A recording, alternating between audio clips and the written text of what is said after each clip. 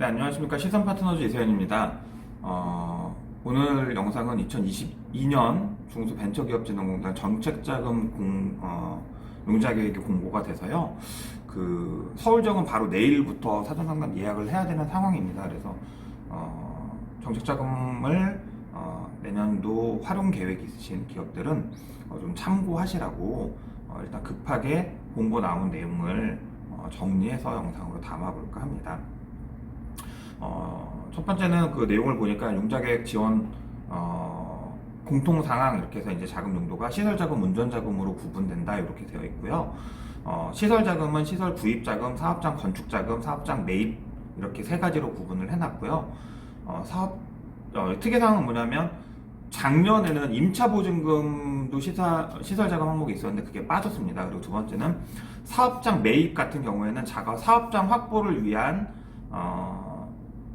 시설자금은 기업당 3년 이내 1회로 지원 한정한다라고 되어 있었습니다. 이건 뭐 부동산 사업용이라는 목적으로 이제 부동산 투기를 하는 경우들을 좀 근절시키려고 하시는 것 같고요. 다시 한번 강조하지만 시설자금 같은 경우에 작년에 포함됐던 임대차 보증금 빠졌고요. 사업장 매입 같은 경우에는 3년에 1회 한정으로 바뀌었다라는 거 기억해 주시면 좋습니다. 그리고 운전자금은 뭐 기업 경영 활동이랑 약속 반축은 똑같은 것 같고요. 신청 방식은 작년이랑 동일합니다. 온라인으로 상담을 예약하고요. 이거 선착순입니다. 선착순으로 온라인 상담 예약을 하고 상담을 합니다. 상담의 기준은 정책 우선도 평가를 한다라고 되어 있고요. 정책 우선도 평가를 통해서 자금 기회를 부여한다 이렇게 되어 있습니다. 그리고 자금 온라인 융자 신청한 기업들을 심사 이후에 융자 결정하는 방식으로 흘러갈 것 같고요. 여기 핵심 사항은 뭐가 나와 있냐면 기술사업성 평가 등급을 기본 등급으로 하되 신용위험 등급은 등급 조정으로 활용한다라고 되어 있고 업력 3년 미만은 기술 사업성 평가로 기술 평가 등급을 산정하겠다라고 되어 있습니다. 그리고 재창업 자금은 업력 1년 미만 기업은 기업 평가 등급을 산정하고 업력 1년 이상 기업은 기술 사업성 평가로 산정한다 되어 있고요. 청년 창업 자금은 창업자의 역량 평가, 청년 창업 심의위원회 평가를 합산한다라고 되어 있습니다. 무슨 얘기냐면 이제 다른 신보기부 은행 자금들에 비해서 중증공 정책 자금은 신용 위험 평가가 비중이 아주 높지 않다라는 말씀을 좀 드립니다. 자금 한도나 사후 관리는 똑같은 것 같고요.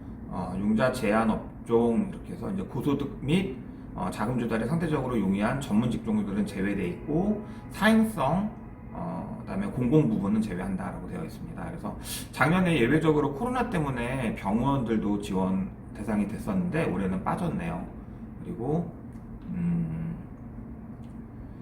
융자 제한 업종에 또 들어가는 게 뭐냐면 자금을 용도 이외에 사용했다가 문제가 된 기업들, 환수 조치된 경우가 있는 기업들, 그다음에 융자 제한 부채 비율을 초과하는 기업들, 그리고 기업 심사에서 탈락한 지 6개월이 경과되지 아니한 기업, 그리고 상장을 준비하는 아주 좋은 우량 기업들, 그리고 R&D를 5년간 100억 원 이상 초과해서 받은 기업들, 그 다음에 운전자금을 중증공에서 25억 이상 누적해서 25억 이상 받아간 기업들, 5년 이내 정책자금을 3회 이상 지원받은 기업들, 물론 시설자금은 이 횟수에서 산정해서 제외합니다. 이런 기업들은 중증공 융자에서 제외된다라고 공고가 나와 있고요. 나머지는 크게 이상이 없는 것 같습니다. 그리고 사업별 정책자금 융자 계획을 좀 살펴봤더니 작년이랑 크게 달라진 건 없는 것 같고요. 좀 핵심적으로 정리해서 말씀드리면 이제 업력 7년 이상 혁신 성장 지원 자금은 작년이랑 똑같이 단독으로 운전자금 신청은 어렵고요. 시설자금을 신청한 기업들에 한해서 운전자금을 신청할 수 있다. 7년 이상 기업이 신청하는 혁신 성장 지원 자금은 시설자금만 된다. 운전자금 단독으로는 안 된다. 이렇게 보시면 되고요. 운전자금은 시설자금 신청한 기업에 한해서 지원한다라고 말씀드렸습니다. 그리고 7년 미만 자금, 그다음에 업력에 무관한 자금 이렇게 크게 나눌 수 있을 것 같은데요. 7년 미만 작업은 창업 기반 지원 자금이 있고요. 일자리 창출 촉진 자금이 있고 재창업 자금이 있고요.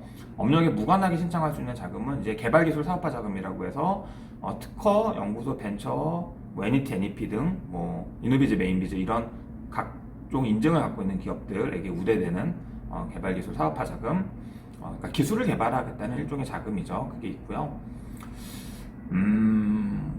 뭐 우리 사업장에서 좀 현실적으로 만날 수 있는 거는 이제 수출 1억 미만 기업, 수출 1억 이상 기업으로 나눠서 수출 전용 자금 두 가지가 있습니다. 내수 기업, 수출 기업화 자금과 수출 기업 글로벌화 자금이 있어서 수출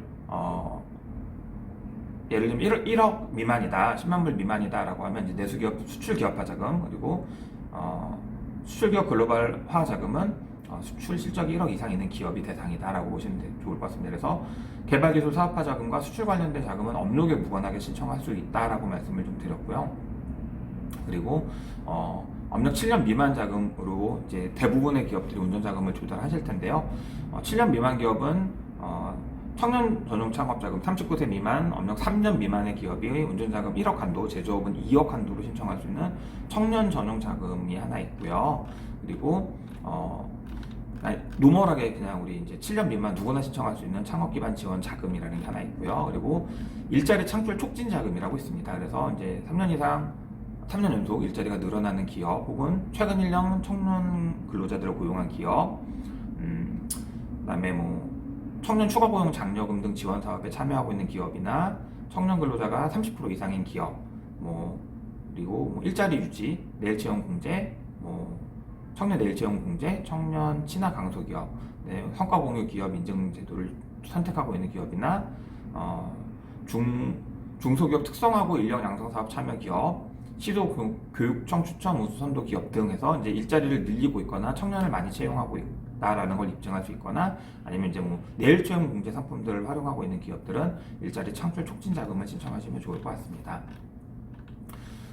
지금 간략하게 설명드린 내용이 사실은 중증원 정책자금 공고된 내용의 핵심이고요. 그 외에도 자금의 종류는 굉장히 많은데요. 사실은 우리 중소기업들한테 맞지 않는 자금들이어서 오늘은 일단 이렇게 좀 간략하게 설명을 드려서, 당장 내일 10시에 서울, 2시에 서울 외 지역지방, 그리고 1월 3일이죠. 1월 3일 10시 경기도, 오후 2시부터는 인천 소재 기업들이 정책자금 차단 상담 예약을 하실 텐데요. 일단 예약하실 때는 일반 자금이냐 일반 자금 외냐만 구분이 됩니다. 그래서 그러니까 일반 자금이냐 수출 기업이냐 시설 자금이냐만 구분이 되기 때문에 우리 기업들 입장에서 일단은 날짜와 시간 선택해서 상담 잡으시는 게 중요할 것 같고요. 날짜를 선택하시고 나면 그 날짜, 예약한 날짜 이전에 자가진단을 해야 되는데, 그 자가진단 항목에서 이제 자금을 자금의 종류를 신청하게 되어 있습니다. 그래서 지금 말씀드린 대로 뭐 열거되어 있는 자금의 종류는 굉장히 많지만, 그 중에 현실적으로 우리는 7년 미만이면 창업 기반이냐, 청년이냐, 일자리 창출 촉진이냐 세 가지 중에 하나 고민하셔서 신청하시면 좋을 것 같고요.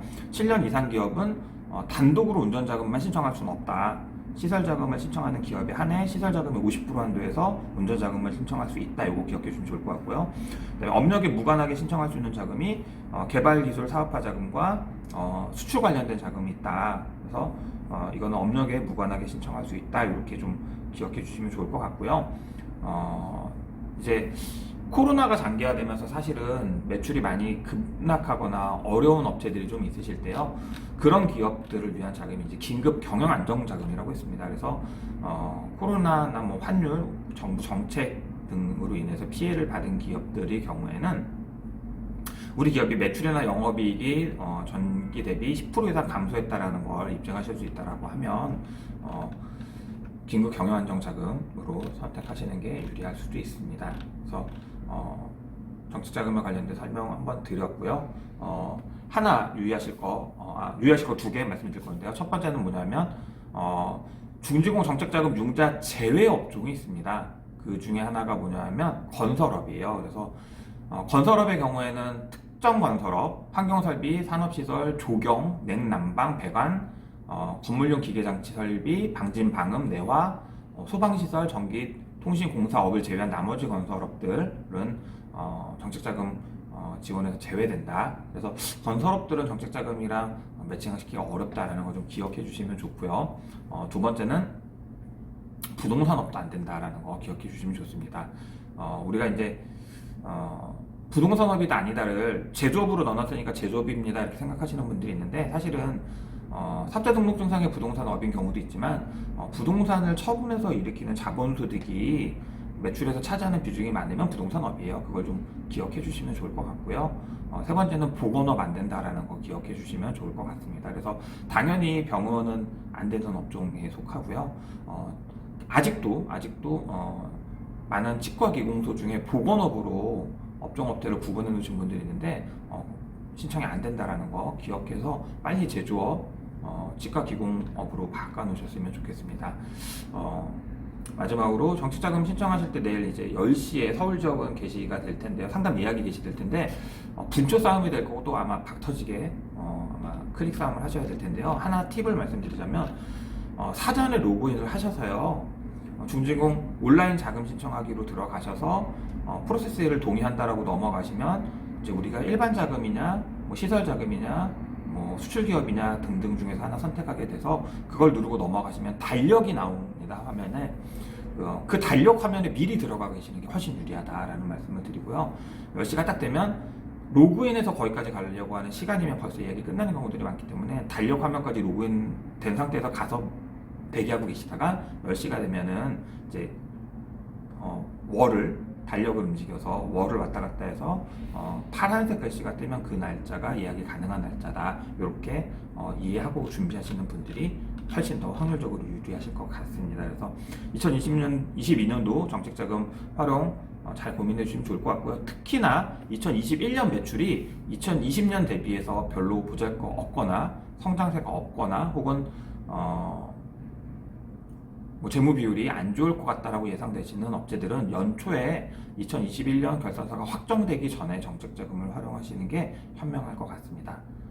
상대적으로 다른 자금들에 비해서 재무 비율에 대해서 덜 엄격한 정책 자금이 제 생각에 우리 중소기업들한테 좋은 마중물이 되지 않을까 생각합니다. 오늘 영상은 여기까지.